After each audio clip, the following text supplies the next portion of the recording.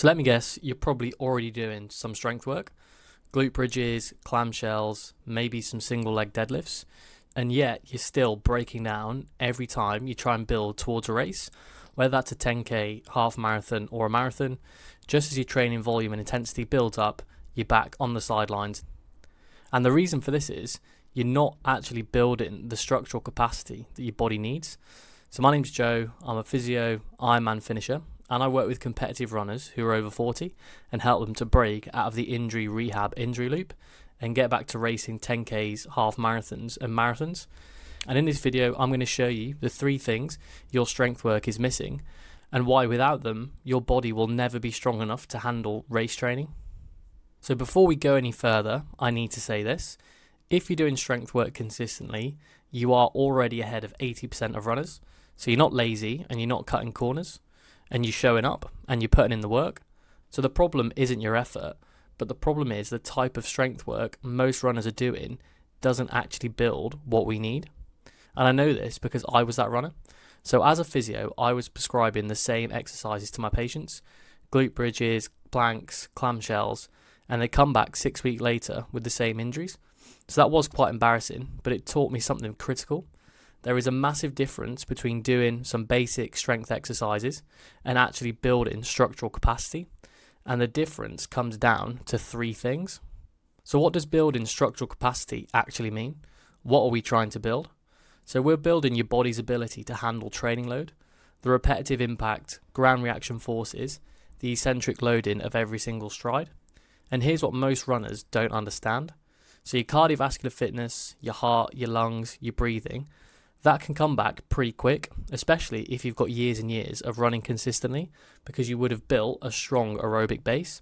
So when you start pushing yourself in training again, you can actually begin feeling fit pretty quick.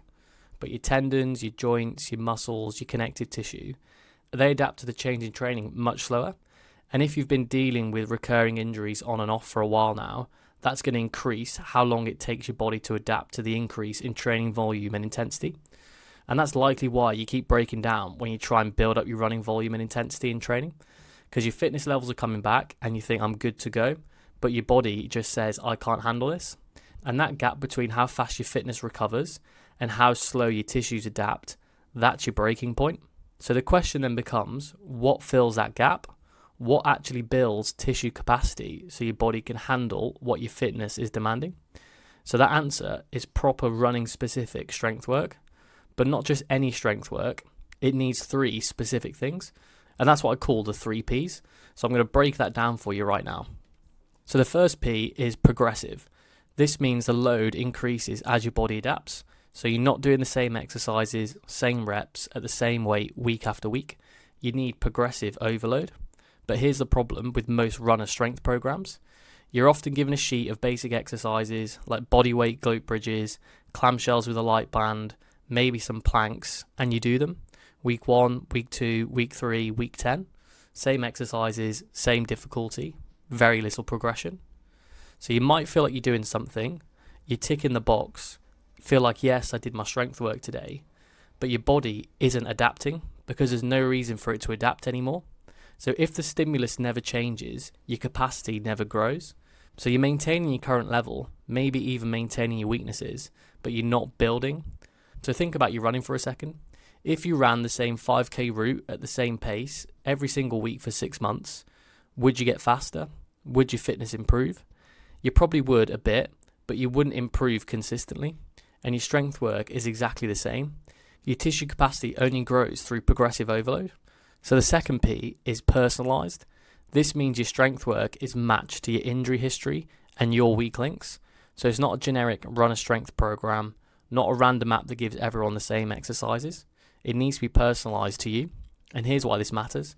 So let's say you keep breaking down with calf strains. Every time you try and build past 30k a week, your calves give out. But your training partner keeps breaking down with runner's knee instead. So every time he pushes tempo runs, his knees flare up. So should you be doing the same strength program?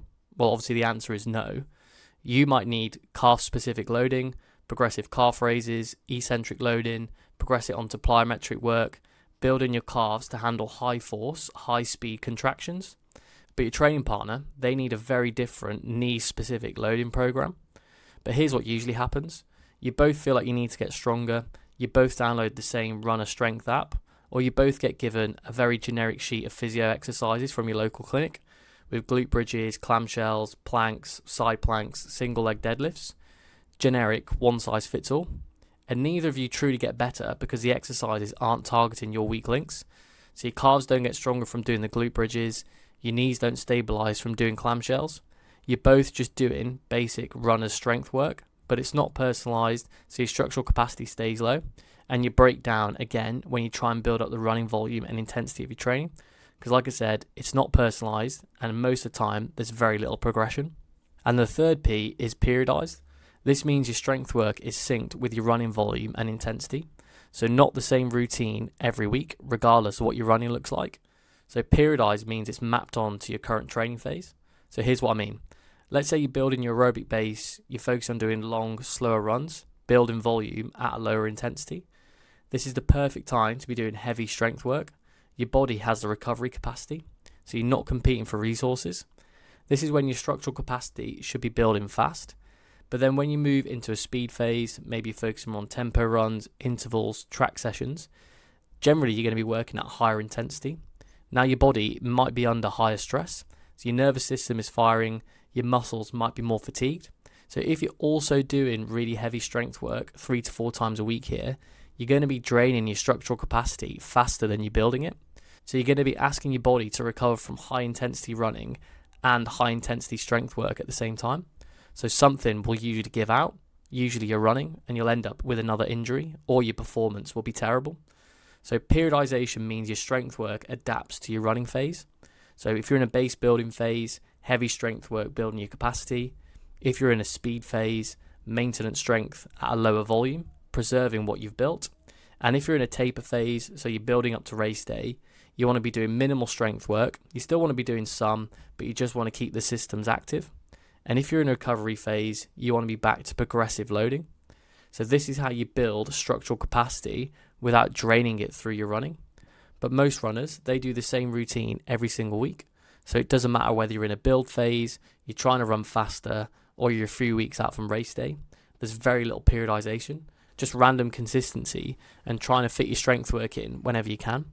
And then they wonder why their legs feel dead, why their running performance tanks, even when they feel like they're doing everything right. So to be honest with yourself for a second, how does your current strength work measure up? Is it progressive? Are you lifting heavier, doing harder variations, increasing the challenge as your body adapts? Or are you doing the same bodyweight exercise you were doing 6 months ago?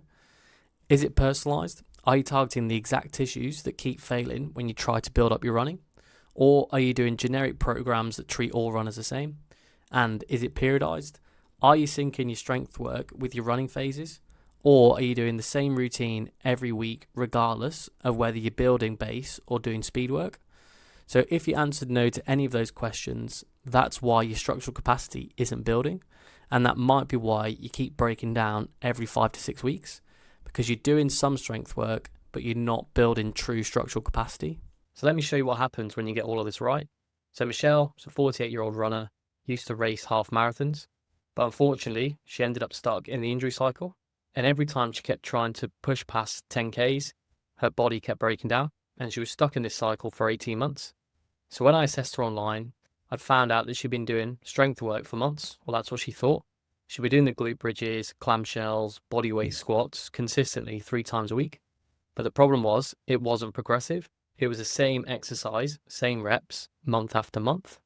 It wasn't personalized. It was generic physio sheets, not matched to her true weak links. And it definitely wasn't periodized. It was the same routine, whether she was building base or doing tempo runs. So her structural capacity was very low. So we rebuilt her strength work and we focused on progressive loading, starting with the basics and increased every 2 weeks. We made sure it was all personalized, targeting her weak calves and glutes specifically. And most importantly, we made sure it was periodized.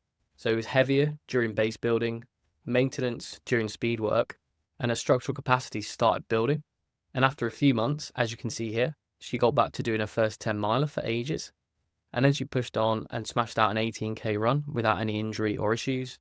And then just a few months later, she was able to complete Southend half marathon. This was the first half she'd run in years, not because she worked harder, but because she worked smarter. and she was building a structural capacity properly. So now you know what builds structural capacity, progressive strength work, personalised to your weak links, periodised to your running phases, the 3 Ps. But here's the problem, and this is what breaks most comebacks, even after people fix their strength work, your running plan. Because let's say you start doing proper strength work tomorrow, you nail the 3 Ps, your structural capacity starts building. That's great, but if you're following a generic run plan that's pushing you too far, too fast, too soon, your body will keep breaking down because you're going to be draining your structural capacity faster than you can fill it. Even with perfect strength work, the wrong plan will break you. And that's why runners who are even doing proper strength work still break down when their running volume intensity builds up, because their plan is treating them like they're a healthy 30-year-old with no injury history, not a competitive runner over 40 who's been breaking down repeatedly.